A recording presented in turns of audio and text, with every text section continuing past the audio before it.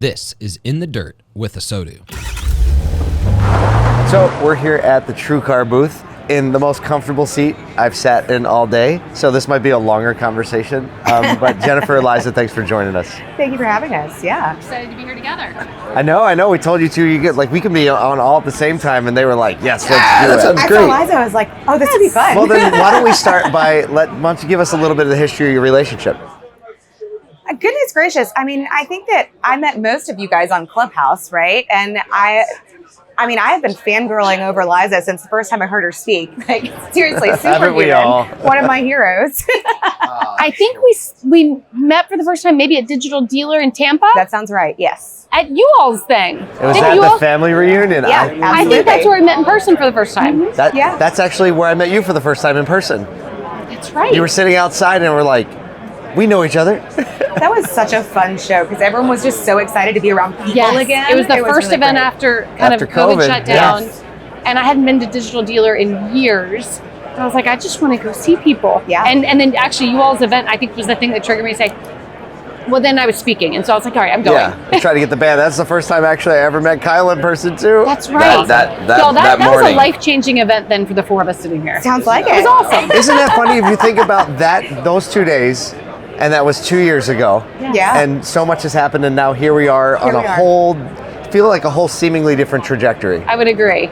Yeah. You know what's said enough? Like, yeah, there it is. We did. We had a hangout. No, yeah. Well, and you both said it, but like the memories that we get in this industry are connected to when we met people, right? Like, had I not like connected a lot of things to that Digital Dealer, I'd have been like, was that Digital Dealer 2 or 5 years ago? I can't remember, right? But I can remember meeting specific people and communicate, and now like relationships that go deeper into business and life and all that type of stuff. I just love that part of the industry. I'm gonna throw this out here. We haven't talked a ton about this with you, but I want to know when you came up. You said this phrase back. So this would have been like 5 months after that event. But we asked a bunch of people to give us a phrase that they would encourage the car industry with. We put them on little cards, and your phrase was "love people more than you love cars." Was that kind of like a new thing for you, or had you been saying that for a while? So I used to not want to admit that I am not a car person. I am not, I don't get excited about the product. Half the time I don't really know much about the product that I'm driving. And I think it was the reason that I first didn't want to come into this industry, because I thought you had to love the technology and the product of cars. But when I decided to come into the retail side of the industry, it was because I was traveling around the country with Honda at the time, watching how dealers were making an impact on their associates in their dealerships, and how their associates were making the impact on their community. And this moment, I said, this industry is not about cars. It's about people. And we are so blessed to be in an industry that makes such an impact on people's lives. So I've been saying it in a different way for a long time. And when we were starting to really think about who we were as a company back in 2010, as we started to grow, that's when I probably said a different version of it, which is, yes, we are an automotive company, but our culture is all around our people. And that's what we love the most. And it's what wakes me up at night. It what gets me excited to be in this industry. So I think that it evolved to what you all put on the sticker nicely over the last couple of years. I probably only say that a couple of years. That's I didn't know the backdrop to that story, except for we heard it, threw it on a shirt, threw it on the stickers, and now every time it's on your shirt right now, isn't it? Yeah, there it is. That's great. And every time somebody sees it, they say, "Where did you get that?"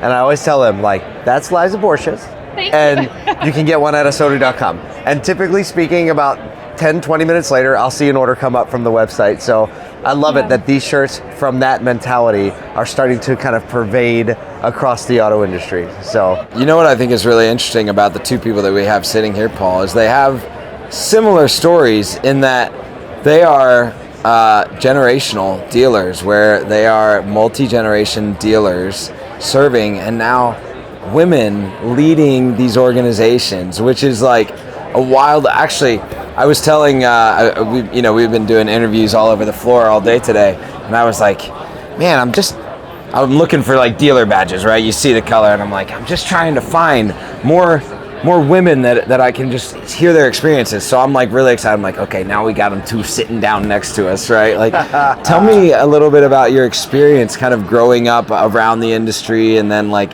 you know, Liza, you just said like I wasn't falling in love with it until I found. Was there a moment in time where you were like, okay, fine, yeah, this is gonna be me? There was a moment in time, actually. And you kind of asked two questions. So what was it like growing up in the industry? Yeah. I'm going to start there. And I think I said this to you the other day, so I might be repeating myself. But I mean, to me, the car business as a kid is literally Christmas dinners, and everybody is sitting around the business table, because it's not the Christmas table, it's the business table talking business, right? So then there's the kids table, and like no one wants to get stuck at the big table, right? And so now that's shifted to where, I mean, my whole family's in the car business. So all of my cousins, all of us are now the ones talking business, and the adults are like, we're sitting at the kids' table. Yeah, we did our time, right? Yeah. So I mean, for me, yes, there was absolutely this thought, like, I don't want to have anything to do with the car business. I don't like cars, right? Like, I'm not a car person. I can't tell you anything about cars. So I was in Nashville for school. And I was a music business major, so I graduate. It's the recession. There aren't a lot of jobs. It's an obvious path to automotive, by the way. Right. It's interesting. I had no clue this story. I'm going to tell you my story here in just a second.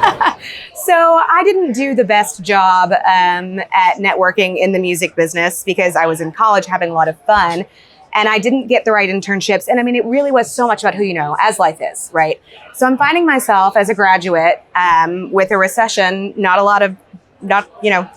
no job, like nobody in the entertainment industry is hiring, because in a recession, entertainment is something that people don't spend as much on. So, I mean, everybody's getting fired left and right. So I couldn't find a job. So I find myself at a dealership, working in the service department, doing the exact same job I did when I was 14, answering phones and, cashiering out service department. A moment of levity where you're like, this again, like you look at the phone and you're like, yeah. I'm back here. And I felt I'm licking my chops for a little while. I'm feeling down on myself. But the more that I worked there for about a year anyway. That's another story. But anyway, I'm at the dealership and I'm just like, I love all of these people. Like I love the techs. I love the service advisors. I love the crew that I work with, cashiering. Like I love everything about everyone. And oh yeah, I've loved working in the dealership when I was a kid too. And so I'm out there looking for jobs, and I'm like, why am I looking for jobs? Like, this is what I love. Like, so I do love this. So I had worked in the office with the CFO, and I walked into her one day and I said, okay, like, this is what I'm going to do. Like, I'm going to be in the car business. You guys are building a new Toyota store, and I know you're going to separate GMC. So do you need a finance manager? Like, whoa. I'm cashiering in the service department. I'm like, you need a finance manager? She's like, yeah, we probably do. So because I had built that relationship with her when I worked for her in the office, I mean, I talked my way into it. That's amazing. So I wound up at that store for like 10 years. I was there for 9.5 years and then finally moved home. But I knew in that moment in the service department, okay, this is my life. That's amazing. So just real quick, short story. I was a church music major, didn't network well in the music industry, and started selling cars. And here I am 13 and a half years later. That's so great. Yeah, that's wild. That's really wild. So we're heading into a year of change, right? And I feel like we've been saying that every year, but I think we have enough stability now to at least say we can kind of strategically push forward into the change instead of just being ready to react to whatever crazy thing happens next. I'll say that and hope that stays true for 60 days at least. But as we do that, everybody at the show and everybody in general, the conversations we have are around like, what is the one trajectory we can take that like we should focus on? And there's variation, right? Different dealers, different groups, different sizes. But I'd love to hear both of your opinions on that. In 2023, what is one lane of focus that you think is the most critical lane? We'll go Jennifer first. Well, it's interesting because you've already used the word. Like my word for 2023 is literally focus, right? Because we have had a couple years that have been a boom, and we've been kind of shift and pivot. We've been, okay, let's try this, let's try this, let's try that. And it's almost gotten to the point where in my store and in my market, we just need to get back to the details, to the processes, to the things that make us successful, right? And it's just, I don't know, we've lost some focus. So where the used car market is going to normalize. Like, we haven't been very good at used cars. I'm just going to throw this out there. We let a lot of inventory age. We sat back, let a lot of inventory age, and then the last 2 months we've looked back and said, wait. Yeah. We know what we're supposed to do, right? We know that we're supposed to turn them within, I like them gone within 90 days, right? We want a 30-day turn. We need to price them correctly, right? I mean, the simplest thing. Basics. Yeah. Yeah, just fundamentals focus. of the game. Yeah. I think there was a lot of discussion yesterday about what do we need to do to go back to the basics, and then combine that with new innovative ways of doing business. Exactly. As margins are going to potentially change this year. I think there's two things that I'll mention, if that's okay. One, tagging on to your thoughts about the used car business. We've actually discussed that we need to focus on 30-day time periods, that we need to be buying and selling used cars within that same 30-day period. Because I do think that 2023 is going to be another roller coaster of used car values. There's so many, I think, outside levers that could be pulled that are going to create that roller coaster. So we're focusing on a 30-day period, buy and sell in the same 30 days, and get significantly better internally within our group. Of making sure that at the end of that 30 days, does that car need to be priced correctly and put on a different lot? Does it need to be wholesaled? What is the outlet? But at 30 days, it's gotta go somewhere. We were always at a 70 to 90 day mentality, and we are bringing that significantly down. Yeah. The second thing, though, and you mentioned your word focus. We do the one word practice for the year as well. And my word this year is depth. And Kyle actually came down and spent time with our team in January. And one of our biggest goals this year is to create deeper, stronger, fewer relationships with our vendor partners.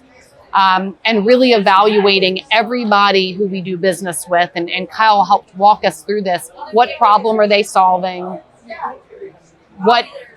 Who in our company needs to be the champion in owning that relationship? What does success look like to that partner? What does success look like to us? How do we measure it? And so really going deeper into the relationships we have in this industry, and making sure we're getting everything out of them and we're giving everything to them that we need to. Because I think that as we go forward, we've got to be even sharper around our marketing and our technology. Yeah. How about that same question, but from focusing on people, since we started there, kind of coming full circle, picking a lane when it comes to people specifically, what would you say is a primary area of focus with thinking in the people lane? I think training. I mean, so again, very closely together, right? Yeah. Back to basics. Just kind of pouring and spending in. time with people, helping develop them. Exactly. I found myself over the last 3 or 4 weeks spending so much more dedicated time one-on-one. Again, used cars. I mean, that is just where we've been. But I have sat, side by side. We're sending people. So we use NCM as training. We have a subscription. We send people through their used car program. I mean, we send people through lots of programs. So really just making sure that we're pouring in to make sure that we have, we're working our processes. We're training those processes. We've been working on, again, focus process manuals. At least in my Hyundai store, we have a process manual for sales and service. And if we have a process, we document it. So that helps with training, because then, okay, this is what we do. It's black and white. And if we need to shift it, we'll shift it. We'll take it out, we'll adjust it, and we'll, put a new one in. But we're trying to get really focused and pour in with training. So I think there are 3 things that we're doing on the people side this year. The first, when we talk about training, we have a lot of people, especially on our sales teams, who've just joined us in the last 3 years, and they've never done business in an environment where it's not taking an order and selling its sticker, where it was actually sales. So we have gone back and started looking at what were the basics of sales training that we haven't been focusing on. But also there's some good habits that we've picked up in the last 3 years that we actually need to be incorporating into our future sales training. So we've really revamped how we're training salespeople starting in January of 2023. The second thing is the investment in our apprentice technician program. We invested about $500,000 last year in this program to build the next generation of technicians. And we are doubling down on that this year. One of the things that we've done from a recruiting standpoint, so we actually have a storefront in the mall that is CMA, all about what a career path being a technician means in our industry, and specifically to us. Wow. And so we built it. this out. It opens in a couple weeks. What? And, we need pictures. Yes, need I pictures of would this. love to send some pictures. So significant investment in that next level of technicians. And then I think the final piece in our people is around how, when we're recruiting, attracting and recruiting, We're looking at new assessment tools that haven't been normal in the automotive industry, because I think that too often we always say if someone doesn't succeed in our company, it's usually our fault for hiring them wrong or our fault for training them wrong. And we have noticed that hiring piece, we've got to get sharper. And, we said here the interview questions, but we've learned that there are a lot of other ways to assess the skill set and even core value matching and things like that. So we're revamping the types of tools we're using in our recruiting process. Well, Liza, Jennifer, it's been really fun talking to you, getting to know some backstories on some stories, seeing where you're headed. Realizing you're not alone in your career path. Realizing that there's other people that have failed at the music industry and gone straight to cars. I need to stop telling people that, because that's what people key onto when I get presented somewhere. What did they say yesterday? 40 under 40. She faced the music and headed back home. I'm like, I gotta stop telling people I had a failed music career. But I did. That's kind of a fun introduction, actually. That's great. It was creative. Yes. It was. Thanks for hanging out with us. It's been a pleasure, and congrats and continued success to both of you this year. Thank you for having us. Thanks for watching this episode of In the Dirt with ASOTU. If you're new to our channel, make sure and mash that like and subscribe button. Also, check out some of these links for our other great podcasts and content.